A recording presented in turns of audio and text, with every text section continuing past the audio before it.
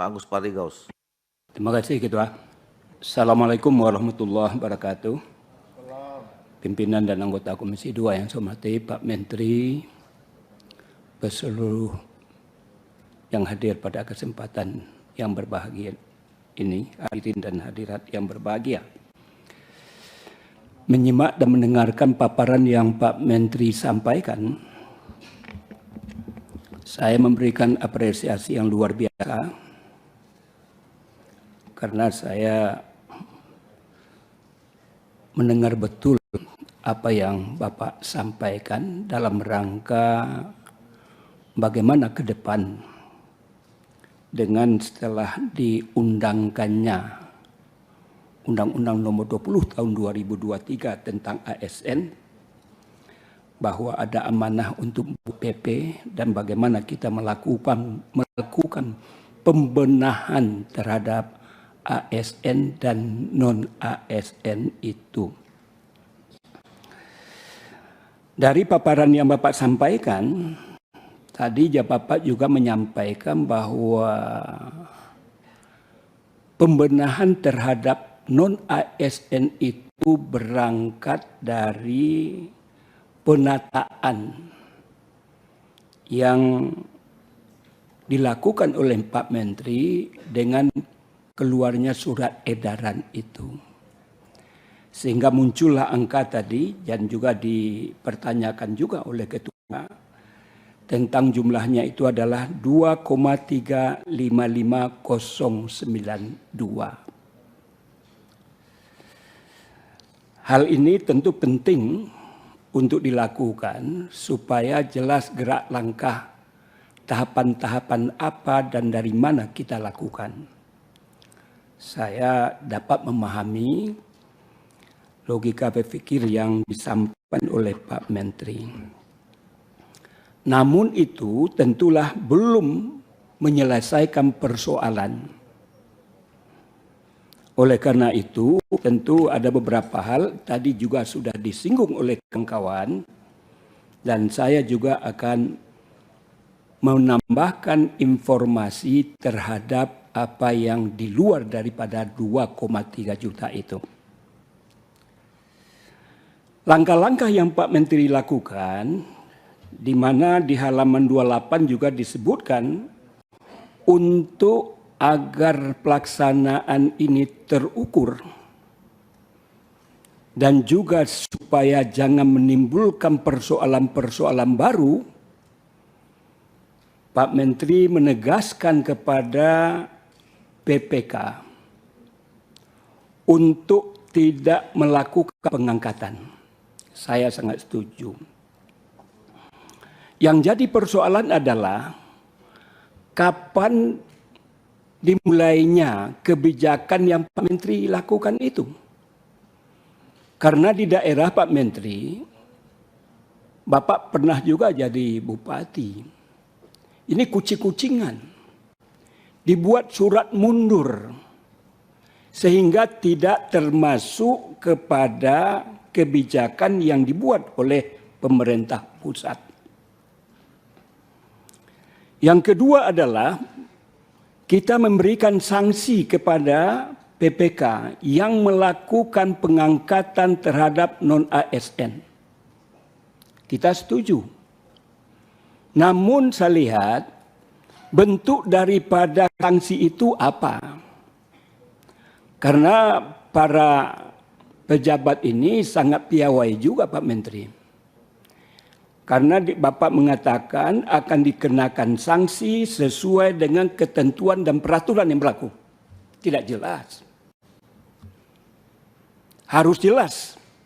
Sehingga ada semacam panis yang diberikan kepada yang bersangkutan, apakah dalam bentuk dana dari pusat, atau sanksinya apa, koordinasi dengan Pak Menteri Dalam Negeri dan lain sebagainya. Kalau hanya sekedar ini, saya termasuk orang yang sering mengungkapkan ini di berbagai mass media, tapi terkesan pemerintahan kabupaten kota bisa melakukan sesuatu yang dia tetap melakukan apa yang dia inginkan. Oleh karena itu, supaya kita punya wibawa dalam menegakkan apa yang Pak Menteri sampaikan ini, saya berharap perlu ada ketentuan dan peraturan yang jelas tentang sanksi yang berkaitan terhadap hal tersebut. Kemudian yang berikutnya di nomor 3 itu, bagi pegawai non-ASN yang saat ini masih aktif bekerja di instansi pemerintah diberikan masa transisi sejak diberlakukannya PP ini. Yang dimaksudkan masa transisi ini apa, Pak Menteri? Sini enggak jelas masa transisi apakah pilihan untuk tetap non-ASN atau dia bersedia untuk menjadi P3K. Tadi sudah disampaikan oleh kawan-kawan, ada yang paruh waktu dan full waktu. Di sini tidak jelas apa yang dimaksud oleh kertas kerja yang Pak Menteri sampaikan. Kemudian tadi juga Pak Menteri menyinggung tentang masalah eselonisasi. Saya sudah lama tidak mendapatkan informasi tentang kinerja dari Menpan RB ini berkaitan terhadap kebijakan ini. Ini adalah program yang sejak dari Pak Menteri yang lama, di mana kami memberikan apresiasi dan saya melihat di sini ada kebijakan dari pemerintah, dari Pak Jokowi untuk melakukan bagaimana birokrasi ini tidak untuk memperpanjang urusan. Kemudian ada kecenderungan juga dalam rangka melakukan rasionalisasi ASN. Saya sering juga ungkapkan ketika saya pegawai negeri sebagai akademisi tahun 86, jumlah ASN dulu namanya hanya PNS. Tidak ada ASN pada waktu, ASN dan lain sebagainya. Jumlahnya 5 juta. Hari ini diperkirakan 4,1 juta. Dan yang menjadi persoalan yang ditimbulkan akibat kebijakan untuk tidak mengisi kekosongan-kekosongan itu adalah terjadinya pembengkakan non-ASN sebagaimana yang kita bahas pada dewasa ini. Nah, oleh karena itu, saya juga mendengar tentang jabatan fungsional. Mereka menyampaikan kepada kami tidak jelas tugas fungsi daripada wewenang daripada fungsional itu. Jabatannya sudah ditinggalkan, dia menjadi fungsional tetapi tidak jelas. Tetapi dia tetap diberi gaji. Ini kan juga sayang. Nah, oleh karena itu tentu saya ingin mendapatkan laporan dari Pak Menteri bagaimana persoalan yang berkaitan terhadap mengurangi, kalau bukan menghabiskan, eselon 4 dan 3 itu. Bagaimana sampai dewasa ini, dulu saya pernah mendapatkan data base-nya itu, tetapi karena berjalannya waktu tentu saya lihat, saya rasakan mungkin program daripada Pak Menteri ini makin lama tentu makin sesuai dengan harapan dan keinginan itu. Kemudian adalah tentang honorer yang di Solo yang disampaikan Pak Menteri. Yang ini adalah kesekian kalinya saya bicara. Yang Solo itu ketika saya sebagai narasumber ada kongres di MPR berkaitan terhadap tenaga honorer difasilitasi oleh kawan-kawan sebagai anggota MPR. Banyak hal yang disampaikan oleh mereka berkaitan terhadap tenaga non-ASN tersebut. Di mana data yang Pak Menteri sampaikan tadi 2,3 juta, Pak Junimar pernah melansir bahwa jumlahnya ada lagi 3,5 juta. Itu ke Pak Menteri ketika itu. Bagaimana pula sikap pemerintah menyikapi apa yang disampaikan oleh Pak Junimar. Yang 3,5 juta di luar daripada update data yang dilakukan oleh Pak Menteri, Pak Azwar Anas ketika diangkat sebagai Menteri. Salah satu yang dilakukan program utamanya adalah meminta update data ke seluruh kabupaten kota, provinsi, kementerian dan lembaga. Jumlahnya sekian. Dan Pak Menteri pun juga mengatakan bahwa 2,3 juta itu perlu dilakukan verifikasi. Karena hasil kajian dari BPKP, kata Pak Menteri, keabsahan validitas daripada 2,3 juta sekian itu diragukan. Kalau memang diragukan, bagaimana pula progress report dari langkah-langkah yang Pak Menteri lakukan? Saya setuju ketika itu bahwa perlu dilakukan validasi, perlu kita mendapatkan informasi yang sahih, yang sebetulnya dari 2,3 itu sebetulnya berapa. Nah, persoalan yang di Solo saya katakan tadi bukan hanya di Solo, Pak. Kemarin dia datang tadi pagi dari Dapil dalam rangka menghadiri rapat ini. Mereka itu, Pak, saya tambahkan informasi apa yang disampaikan oleh Pak Junimar. Mereka itu bekerja semenjak ada yang 2005, Pak. 2006, datanya nanti saya kasih, sama dengan yang itu. Di September 2021, sebelum Pak Menteri diangkat oleh Pak Jokowi sebagai Menteri, mereka itu diberhentikan, di 0 kilometer kan, ada yang kedua. Dengan berbagai alasan Pak Bupati memberhentikannya.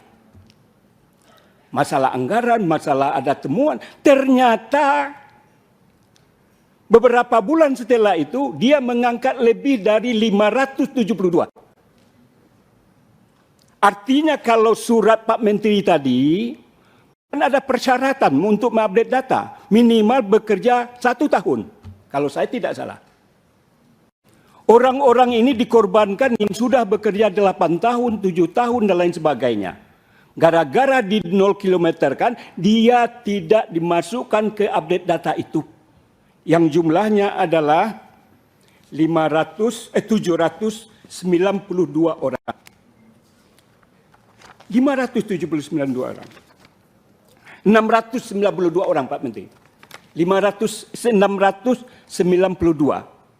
Dan tidak hanya ini, Pak Menteri. Saya ketika ke Dapil di Kabupaten Padang Pariaman, ini pun juga saya sampaikan ke Pak Menteri, tapi saya belum mendapatkan jawaban apa solusi yang diberikan oleh pemerintah terhadap orang-orang yang dicecer dan dicecerkan. Tercecer dan dicecerkan untuk update data. Ini kan kasihan. Tidak hanya ini, Pak Menteri.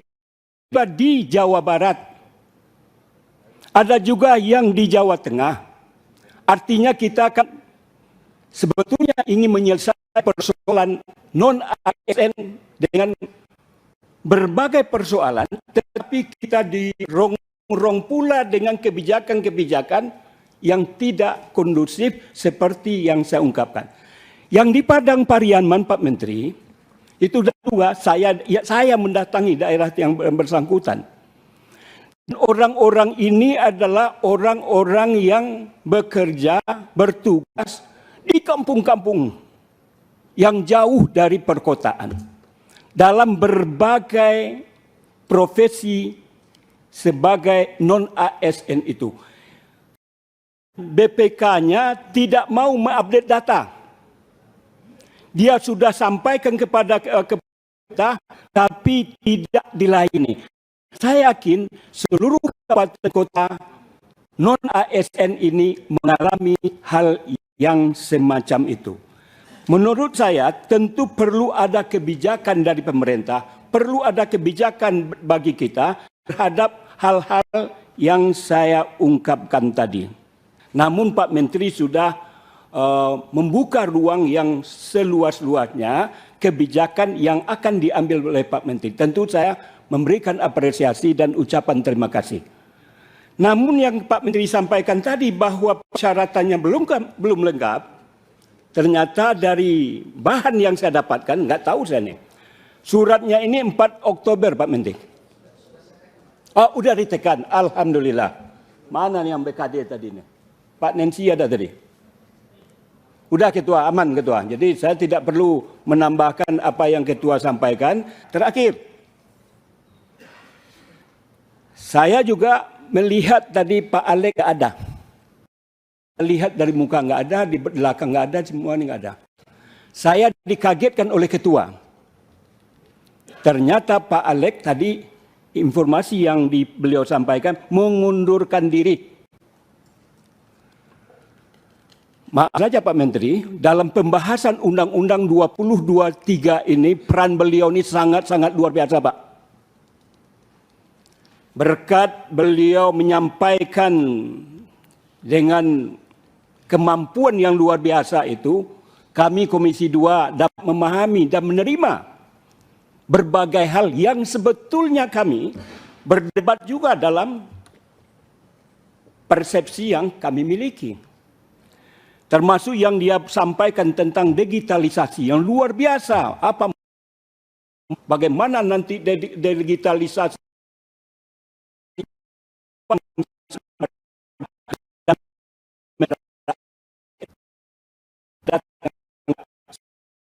tidak ada persoalan yang tidak bisa kita carikan jalan keluar, dan bagaimana aparatur sipil negara ini bekerja secara profesional sebagaimana obsesi daripada Pak Menteri, kita ini masuk negara 4 besar.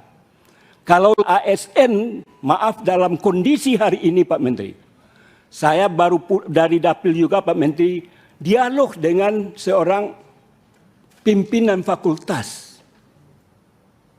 Apa yang disampaikan, para pegawai yang di sana itu nggak bekerja Pak Menteri. Tukin jalan juga. Bagaimana kita meningkatkan disiplin tentang para ASN ini. Ini kalau dari paparan yang Pak Menteri sampaikan ini sangat luar biasa. Yang jadi persoalan adalah bagaimana mengaplikasikan. Saya tidak ingin Pak Menteri ini seorang diri. Bagaimana Pak Menteri sebagai orang yang sering saya katakan bahwa Komisi 2 dengan Menpan RB ini adalah lembaga kita ini adalah jantungnya pemerintahan, jantungnya birokrasi, jantungnya aparatur. Tetapi kita tentu orang yang bertanggung jawab untuk bagaimana mereka-mereka itu survive dalam melaksanakan tugas dan fungsinya itu. Dan lebih terakhir adalah karena kawan-kawan juga sudah menyampaikan tentang netralitas netralitas ASN. Saya mendapatkan 2 WA Pak Menteri. Ada video, ada rekamannya. Satu di Riau. Bupatinya menyuruh camat-camat untuk menjagokan seseorang secara vulgar. Ini kawan kami yang menyampaikan dari Riau Pak Menteri. Karena dia adalah sebagai kepala daerah dan dia sebagai kepala daerah didukung oleh partai. Kebetulan dia adalah ketua partai. Di Sumatera Barat juga begitu Pak Menteri. Anaknya calon dipanggil itu camat-camat, kemudian diundang itu masyarakat bawah. Di kampung kami namanya Jorong, wali nagari, kepala desa, dan lain sebagainya. Saya sebagai anggota Komisi 2 yang bermitra dengan Menpan RB, tentu ini jadi beban moral bagi saya bagaimana menegakkan ASN itu yang selalu didengungkan oleh Pak Jokowi bahwa ASN harus netral. Ini bukan tahun-tahun politik lagi Pak Menteri. Hari-hari politik. Dan kami sebetulnya sudah berada. Karena rapat saya datang Pak Menteri. persoalan ini tidak hanya sebagaimana yang saya sebutkan tadi, di Riau, Sumatera Barat, tidak. Hampir seluruh kabupaten kota melakukan hal yang sama. Yang jadi persoalan adalah agar wibawa daripada undang-undang dan kita sebagai pintu gerbang dalam menyelesaikan itu, kira-kira apa upaya? Ini saya sudah amat susah juga mencarikan dan menegakkan aturan itu, tetapi tidak didengar Pak Menteri. Bagaimanapun tentu ini tugas kita bersama, terutama Menpan RB bersama Komisi 2 untuk menegakkan netralitas itu. Barangkali demikian pimpinan, terima kasih. Assalamualaikum warahmatullahi wabarakatuh. Waalaikumsalam warahmatullahi wabarakatuh. Terima kasih Pak Gaus.